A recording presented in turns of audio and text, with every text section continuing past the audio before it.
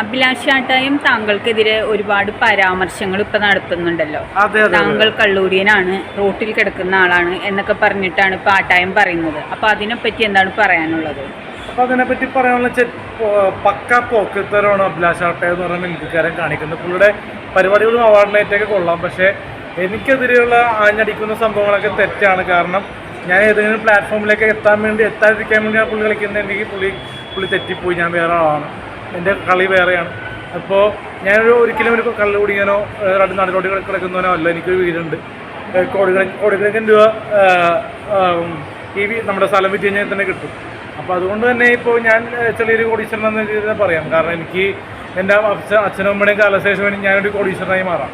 മനസ്സിലായി? അതിൽ ഞാൻ വലിയൊരു കാര്യം പറയുന്നില്ല. അതൊക്കെ ഓരോ സംഭവങ്ങൾ വരട്ടെ, നമ്മളല്ലേ നമുക്ക് ഓർക്കുള്ളൂ. കാരണം ഇപ്പോൾ നമ്മുടെ ഡെയിലി വേജസ് ആയിട്ടുള്ള നമുക്ക് ഓരോ വിശ്വസ് പറയുമ്പോഴൊക്കെ കിട്ടുന്നുണ്ട് പൈസ, 3000-4000 രൂപ കിട്ടുന്നുണ്ട്. അപ്പോൾ അതൊക്കെ കൊണ്ടൊക്കെ പോകുന്നു. പിന്നെ ഒരുപാട് കടബാധ്യതയും വിഷമവും കാര്യങ്ങളൊക്കെ ഉണ്ട്. കാരണം അമ്മയുടെ പേരിലൊരു 25 ലക്ഷം രൂപ ലോണുണ്ട്. അപ്പോൾ അമ്മയ്ക്കൊരു കുറച്ച് സ്ഥലം കിട്ടാനുണ്ട് അമ്മയുടെ പേരിൽ. അപ്പോൾ അത് തങ്കിന്ന് കിട്ടിക്കഴിയുമ്പോൾ എന്തായാലും ഉറപ്പായിട്ടും കടബാധ്യത തീരും. ഇപ്പോൾ കുറച്ച് വിഷമം എന്ന് വെച്ചാൽ അമ്മയുടെ കുറച്ച് EMI എന്നെ തല്ലാൻ വന്നു. അതിനോട് എനിക്ക് വലിയ യോജിപ്പില്ല. അതിന് കേസ് കൊടുക്കാറുണ്ട്. പിന്നെ അഭിലാഷേട്ടയും പറഞ്ഞല്ലോ, പെരേരയ്ക്ക് പെണ്ണുങ്ങളെല്ലാം മെസ്സേജ് അയക്കുന്നത് ആണുങ്ങളാണ് എന്നൊക്കെ പറഞ്ഞിട്ട് ഒരു കിംബദന്തി. അപ്പൊ ചേച്ചി കഴിഞ്ഞ ദിവസം ഞാൻ എന്റെ മെസ്സേജ് ഞാൻ കാണിച്ചു തന്നിരുന്നു. ചേച്ചി കണ്ടിരുന്നില്ലേ? കണ്ടിരുന്നു. അപ്പൊ അത് ലേഡി മെസ്സേജ്, ലേഡീസ് തന്നെയാണ്.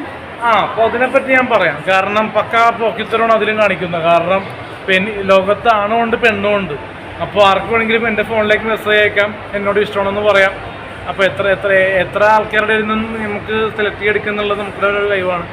കാരണം ഞാൻ ഒരു കൊച്ചു സെലിബ്രിറ്റി എന്ന് തന്നെ പറയും. ഇന്നലെ ലിച്ചി എന്ന് പറഞ്ഞ ഒരു ആർട്ടിസ്റ്റിൻ്റെ പ്രോഗ്രാമിന് പോയപ്പോൾ തന്നെ അന്നരാജൻ രേഷ്മ എന്ന് പറഞ്ഞ നായികയുടെ ഒരു ഉദ്ഘാടനത്തിന് പോയപ്പോൾ തന്നെ ആങ്കർ എന്നെ പരിചയപ്പെടുത്തി.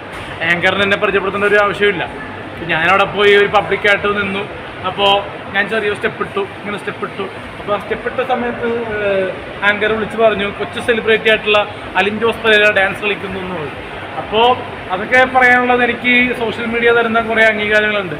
ഇപ്പോൾ നടന്മാർക്ക് സിനിമയിൽ അഭിനയിച്ചിട്ട് കിട്ടുന്ന കുറേ അംഗീകാരങ്ങളുണ്ടല്ലോ. ഒരുപാട് ഏഷ്യാനെറ്റ് അവാർഡും സ്റ്റേറ്റ് അവാർഡും നാഷണൽ അവാർഡും കിട്ടുന്നുണ്ട്. അപ്പോൾ അതിനേക്കാരും എല്ലാം എനിക്കൊരു അംഗീകാരമായിട്ട് തോന്നുന്നത് പ്രേക്ഷകരുടെ ഓരോരോ വിസിലടിക്കുക, കൂവുക, കളിയാക്കുക, പിന്നെ കമൻറ്റ് ചെയ്യുക.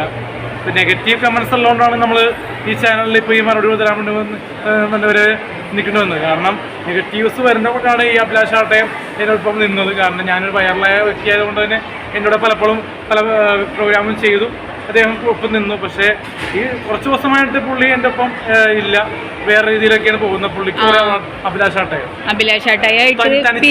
പിരിഞ്ഞില്ല, പുള്ളി തനിച്ചൊക്കെ പോകുന്ന ഓരോ പ്രോഗ്രാംസിലും. കാരണം പിന്നെ ഗോസിപ്പും വരുന്നുണ്ട്. അഭിലാഷാട്ടയോ എന്നെ ചേർത്ത് ഫോട്ടോ കണ്ടില്ലേ, ഞാൻ പെൺവേഷം കെട്ടി നിൽക്കുന്ന ഫോട്ടോ. അത് ഇപ്പോൾ സോഷ്യൽ മീഡിയയിൽ അത്യാവശ്യം വൈറലായിക്കൊണ്ടിരിക്കുന്നു.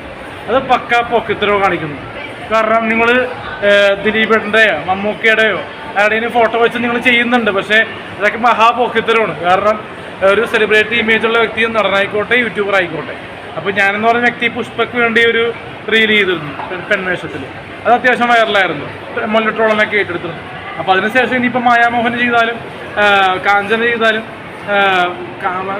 ഒരുപാട് ലേഡി കഥാപാത്രം ഇനിയും വന്നാലും മറ്റേ കമലഹാസൻ്റെ ഒരു വേഷമുണ്ടല്ലോ. അപ്പോൾ അതൊക്കെ ചെയ്താലും ആ റീല് കഴിഞ്ഞാൽ നമ്മൾ തീർന്നു. മനസ്സിലായ? ഇപ്പോൾ സിനിമയിൽ മായാമോഹിനിയായിട്ട് ദിലീപേട്ടൻ ചെയ്ത കഥാപാത്രം ആ സിനിമ കഴിഞ്ഞാൽ ദിലീപേട്ടൻ ആ കഥാപാത്രത്തിന് കിട്ടും. അതുപോലെ ഞാനൊരു റീല് ചെയ്ത് കഴിഞ്ഞാൽ, ഞാനൊരു പെൺവേഷം കെട്ടി കഴിഞ്ഞാൽ റിയലായിട്ട് പെൺവേഷമല്ല. വേണ്ടല്ലേ? ഇപ്പോൾ നേരത്തെ മീശ പഠിച്ചാൽ ലുക്കായിരുന്നു, ഇപ്പോൾ തന്നെ അത്യാവശ്യം പൊടി മീശയൊക്കെ വരുന്നത്. അപ്പോൾ ഓരോ കഥാപാത്രത്തിന് വേണ്ടി നമ്മൾ സ്വയം ആൾക്കാരിലേക്ക് നമ്മുടെ ആയിട്ടുള്ള കണ്ടന്റ് എത്തിക്കാൻ വേണ്ടി നമ്മൾ ഓരോ കണ്ടന്റായിട്ട് എത്തുന്നു. അത് ആൾക്കാർ നമ്മളെ ഫേസ് കട്ട് ചെയ്തും ഓഫ് ചെയ്ത് വെക്കാനുള്ള ചെയ്യാനല്ല. അത് സ്മാർട്ട് പിക്സ് വീഡിയോ ഒക്കെ ചെയ്യുന്നത് പക്ക ഒരു ദണ്ഡിത്തരമാണ് കാണിക്കുന്നത്. കാരണം നമ്മുടെ അല്ലാത്ത ഇൻ്റർവ്യൂസൊന്നും സ്മാർട്ട് പിക്സ് വീഡിയോ ഇപ്പോൾ ചെയ്യാറില്ല. കാരണം റിയ വിഷയമൊക്കെ അനാവശ്യമായിട്ട് പോസ്റ്റ് ചെയ്തതാണ്. പിന്നെ ട്രാൻസ്ജെൻഡർ വിഷയങ്ങൾ, ഒരുപാട് വിഷയങ്ങൾ പോസ്റ്റ് ചെയ്ത ചാനലാണ് സ്മാർട്ട് പിക്സ്. അപ്പോൾ അതിലും ഈ ഒരുപാട് ഫേസ്ബുക്ക് പേജിലൊക്കെ ഈ ഫോട്ടോ ഭയങ്കര ട്രെൻഡിങ് ആയിരുന്നു.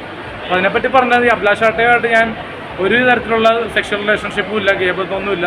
എനിക്ക് പെണ്ണുങ്ങളോട് മാത്രമേ ഫിസിക്കലായിട്ട് റിലേഷൻഷിപ്പ് ഉണ്ടാവുള്ളൂ, ഇനി അങ്ങോട്ടും ഉണ്ടാവുള്ളൂ.